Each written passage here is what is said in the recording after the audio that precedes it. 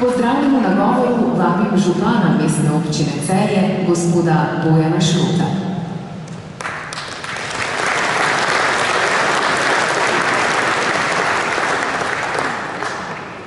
Spoštovane gospe in gospodje, spoštovani predsednik države, gospod Pahor, predsednik vlade, gospod Marjan Šarec, predsednik Zveze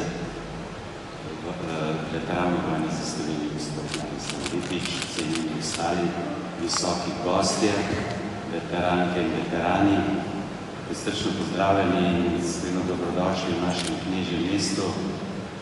Je letos Turistična zveza Slovenije dobila tudi priznanje za najlepše, verjeno, najbolj gostoljubno mesto, na kar česar smo zelo veseli in si s tem radi pohvalili.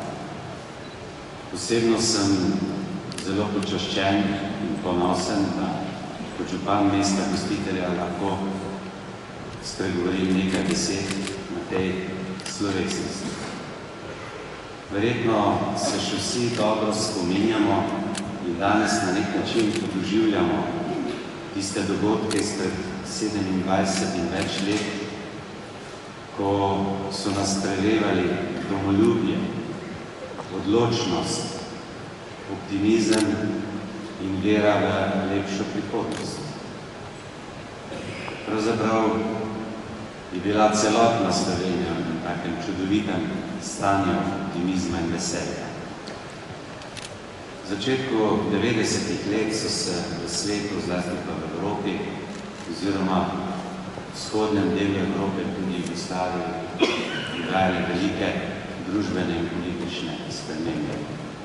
Začela so se nova družbena gibanja, zahteve po drugačni politični ureditvi in več demokraciji.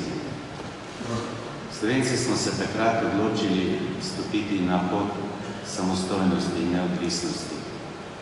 Začele so se ustanavljati politične stranke, ustanovljanje Demos, uzakonili smo svojo himno, sprejeli ime države, uspešno izvedli plebiscit in tudi razglasitev samostojnosti 25. junija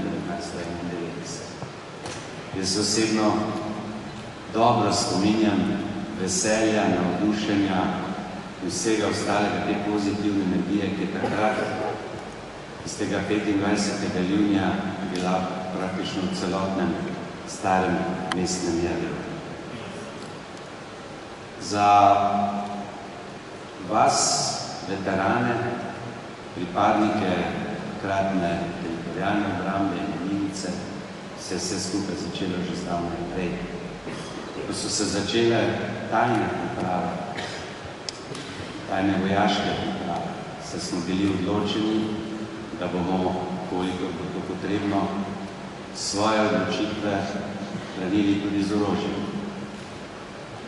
Vojna je na srečo trajala samo 10 dni, ampak za vas, veteranke in veterane, kot že rečeno, veliko dlje. Tudi v Celju so takrat pripadniki teritorialne obrambe dobili nove uniforme, nove čine in junija 1991 je bilo mobiliziranih več kot 3000 teritorijalcev. Spoštovane veteranke in veterani, verjamem, da so vrednote, kot je domoljubje, odločnost, vera v lepšo prihodnost, bile tiste, ki so vas sledile v vaših dejanjih pred 27 in več leti. Verjamem, da so to vrednote, ki vas pravzaprav spremljajo skozi vse življenje. Naša skupna naloga je, da te vrednote v čim večji meri prenesemo na mlajše rodove. Dejstvo, da živimo v svobodni, mirni, varni, neodvisni Sloveniji, ni in nikoli ne sme postati samo po sebi omejeno.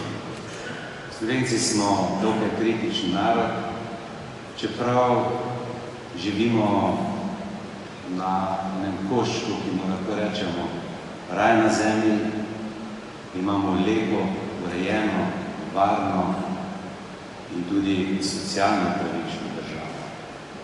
Mogoče nam vsem skupaj manjka malo več spoštljivega odnosa, ne samo do simbolov države, kot so zastava, grb in himna, ampak po mojem trdnem prepričanju tudi do vseh nosilcev političnih funkcij.